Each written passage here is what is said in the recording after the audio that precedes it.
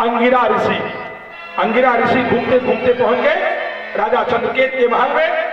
लोगों ने ले जाकर के सम्मान के साथ अंगिरा ऋषि को बैठा दिया चित्रकेत जी के सामने। चित्रकेत जी को राजा चित्रकेत को अंगिरा जी ने जब देखा, कहा राजा ये बताइए, भगवान की कृपा से किसी चीज का अभाव आपके जीवन में नहीं है, लेकिन आपके चेहरे पर जिस तरह का तेज होना चाहिए वो तेज नहीं दिखाई दे रहा है, इसके पीछे कारण क्या है?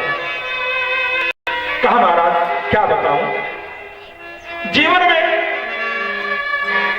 जिस व्यक्ति के पास धन संपत्ति वैभव सुख संपदा सब कुछ हो, अगर वह व्यक्ति उसके जीवन में संतान न हो तो उस व्यक्ति के जीवन में जो संतान का अभाव है उसका कष्ट उसी व्यक्ति से पूछिए जो व्यक्ति संतान के अभाव में जी रहा है। महाराज मेरे भी जीवन में एक ही चीज का कष्ट है कि मैं संतान हूं, मुझे संतान नहीं है। अंगिरा ऋषि ने कहा क्यों चिंता करते हो, मेरे रहते हुए तुमको इस बात की चिंता, घबराओ, अब तो मैं आ गया हूं, तुम्हारे जीवन में अब यह भी कष्ट नहीं रह जाएगा, घबराओ मत। अंगिरा ऋषि ने अपने तप के बल पर एक फल राजा को दिया, राजा चित्रकेत को, कहा इसको ले जाकर के दे दो रानी को और कह देना इसको खा लेंगे, इसका भक्षण करेंगी। भगवान नारायण ने चाहा तो उनको यथाशीघ्र पुत्रों की प्राप्ति होगी।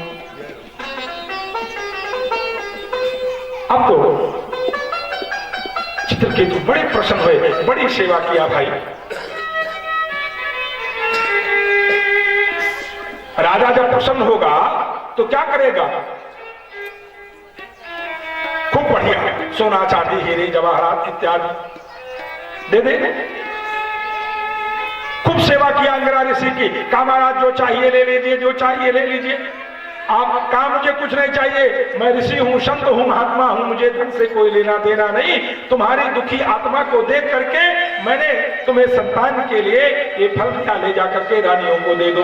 राजा चित्रकेतु आते हैं अपने महल में, रानियों को बुलाया और बुला करके क्या किया, ले जाकर के राजा चित्रकेतु अपनी उस प्रथम रानी को दे दिया। क्या फल, कहा इसका भक्षण करो।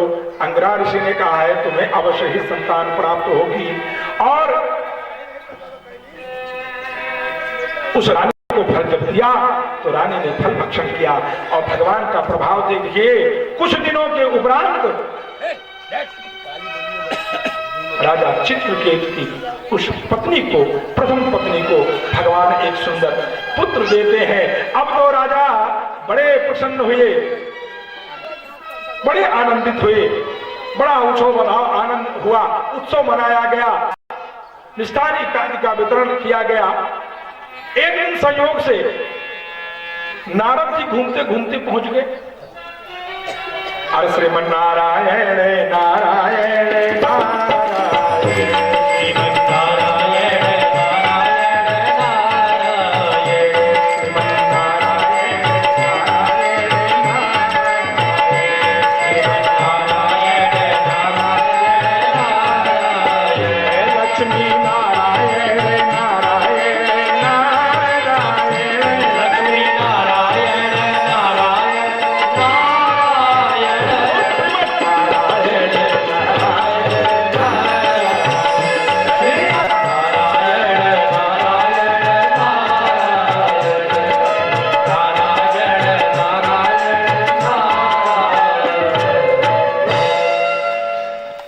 पहुंच गए किसके पास, राजा चित्रकेत की रानियों के पास।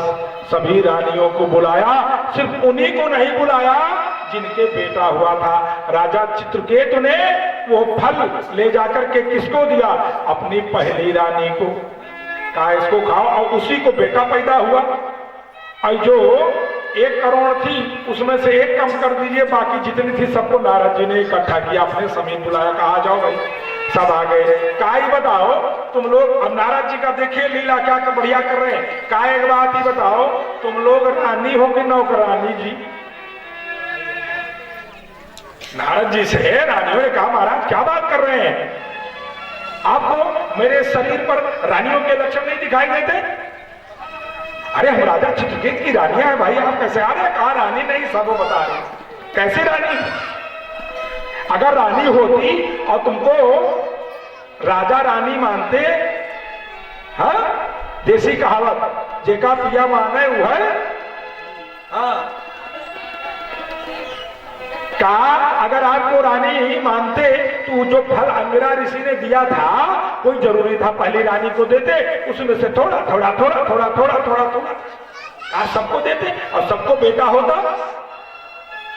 इसका मतलब तुम लोग नौकरानी, रानी वही पहली वाली जिसको फल दिया जिससे बेटा हुआ। रानी ने कहा महाराज क्या बात करते हो? हाय रे नारद, क्या कहना, ऐसा बढ़िया मामला फिट किए। कहा एक बात बतावे। कहा दुनिया चाहे तुमको रानी कहे लेकिन मैं जब तक रहूंगा तुमको नौकरानी ही कहूंगा। रानियों ने कहा क्या बात कर रहे हो? कहा मैं नष्ट होने वाला नहीं हूं, मैं चारों युगों में रहा हूं, रहूंगा, मुझे कोई समाप्त नहीं कर पाएगा। आजो गली गली नारद कह रहा हूं। तुरंत रानियों ने कहा महाराज क्या किया जाए? कहा न रहा बांस, न बने बांसुरी, और न बने बांसुरी कन्हैया लाल न बजे बांसुरी। कन्हैया लाल जी हमारे बनारस से चल के आए, बड़े सुंदर बांसुरी वादक है, हमारे साथ कथा में अक्सर आप बजाया करते हैं, बड़े कुशल तो ज्ञानी व्यक्ति हैं। तो कहा न रहे बांस, न बने बांसुरी, न बजे बांसुरी। रानियों ने कहा करना क्या होगा? कहा एक बात बतावे, अगर पटरानी नहीं बनना चाहती हो मेरी निगाह में तो एक काम करो, ले जा करके जहर मंगाओ और जहर ले जा करके उसी बेटे को दे दो जिस रानी से पैदा हुआ है। बेटा उन्हें नहीं रहेगा तो जैसे तुम वैसे। वाह वाह नारद, क्या कहना, ऐसा बढ़िया उपदेश दिया कि रानियों ने न आओ देखा न ताओ। स्त्रियों के बारे में कहा गया क्षणे रुष्टा कमे सुष्टा, तुरंत क्षण भर में कहिए तो क्या कहना, दुजनी पहुंच जा है ये दिन में पौड़ी लागी देवराम तोरे तो ही सब बस दुई बार संध्या की क्या कहना। घमासान पति देव देवर जेठ उस सभा के कुर्सी लगाए देख रहे महाभारत घर में मचा, और 5 मिनट में समझा दी नहीं नहीं ऐसा नहीं करना चाहिए, ये आपकी बहन की तरह है, प्रेम से रहो। फिर कहा 5 मिनट में रोने लगे। हम उनके बारे में करें जो कथा सुनने नहीं, आप लोग तो बड़ी साधु हैं, आप लोगों को नहीं कर रहा हूं, आप लोगों के साथ ऐसा नहीं, उनके साथ जो सुनने नहीं आए। अब तो नारद जी की बात को मान करके उन रानियों ने फल मंगाया और फल मंगा को जहर मंगाया, जहर मंगा करके क्या किया, राजा चित्रकेत के उस बेटे को जहर दे दिया और जहर से खाया वह बेटा ई लोके सुखम भूत्वा पर लोके तुरंत बेटा पिया। जहर का प्रभाव पड़ता है और शरीर छोड़ता है, क्षण भर में देखते देखते वह इस संसार को छोड़ करके परलोक को सुधार जाता है। अब तो जैसे राजा चित्रकूट को पता चला, रानी दौड़ करके आई, मृत बेटे को देख करके लगी रोने चिल्लाने, दहाड़ मार करके रोने लगी, हाय मैंने किसका क्या बिगाड़ा, हाँ क्या कहना, नारद के मैं काह बिगाड़ा, हे नारद मैंने तुम्हारा क्या बिगाड़ा था जो तुमने ऐसा कर दिया। लगे दहाड़ मार करके रोने, क्या कहना। लेकिन भैया हाथ से मामला निकल गया, जब इस शरीर से इस पंजरे से आत्मा निकल जाती है तो फिर लौट करके आने वाली नहीं। इधर एक दिन अंगिरा जी घूमते घूमते फिर चले, कहा चले जरा देखें राजा चित्रकेत के यहाँ मैंने फल दिया था, उस फल का प्रभाव जरूर पड़ा होगा, बेटा पैदा हुआ होगा, चलेंगे तो खूब बढ़िया सेवा सत्कार होगी मेरे द्वारा ही। पहुंच गए राजा चित्रकेत के यहाँ, और भैया जब यहाँ पहुंचते हैं तो राजा चित्रकेत मिलते हैं, प्रणाम करते हैं और लगे अंगिरा ऋषि को देख करके, प्रभु क्या हुआ? कहा आपके आशीर्वाद से पुत्र तो प्राप्त हुआ, लेकिन कुछ ही दिनों में वह इस संसार को छोड़ करके चला गया। कहा चिंता मत करो, अगर तुम्हारे दुख का कारण पुत्री है तो अभी अंगिरा जीवित है, अभी पुत्रों की चिंता मत करो, जितना चाहोगे उतना देंगे। लेकिन एक बात ध्यान रखना, एक पुत्र दिया तो इतना कष्ट, अगर फिर पुत्र चाहोगे तो पुनः इसी पुत्र में, पत्नी में, वित्त में, कलत्त में, इष्ट में, मित्र में फंसे रहोगे, फिर जीवन का उद्धार होने वाला नहीं है। अगर जीवन में उद्धार चाहते हो, भगवान के उस चरण कमल को प्राप्त करना चाहते हो, तो भगवान में अनुराग रखो, भगवान से स्नेह रखो, उसका स्मरण कीर्तन जाप करते रहो। इतना बढ़िया उपदेश दिया अंगिरा ऋषि ने। तो उन्होंने कहा महाराज अब मैं, राजा चित्रकेत ने कहा महाराज अब मैं शास्त्री को छोड़ दूंगा, इस महल को छोड़ दूंगा, मैं भी जा रहा हूं जंगल में, वहां पर भगवान की उपासना करूंगा। और खूब बढ़िया उपासना करते हैं और इन बढ़िया अपने लोक से एक रथ देता है और उस रथ पर बैठ करके तो राजा चित्रकेतु चल पड़ता है किधर, शिवलोक के लिए, भगवान का स्मरण करने के लिए। भगवान शिवशंकर का स्तमन करते हुए चलता है, कहां पर, शिव कैलाश पर्वत की ओर।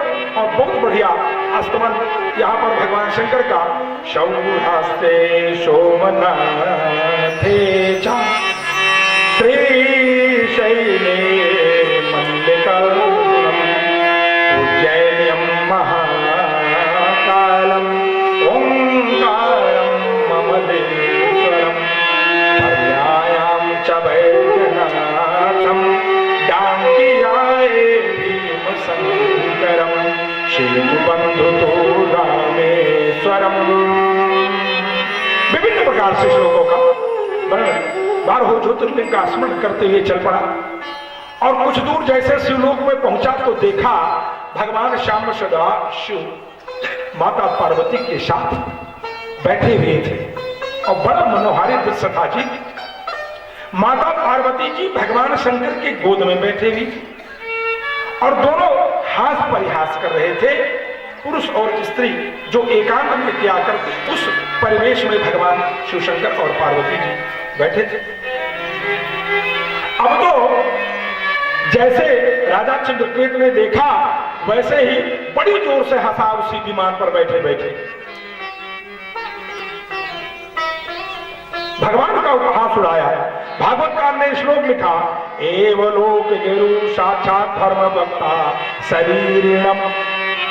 कहा एषः लोक गुरु साक्षात धर्म वक्ता शरीरिणाम आस्ते मुख्या सभायाम मिथुनी भूभार्या।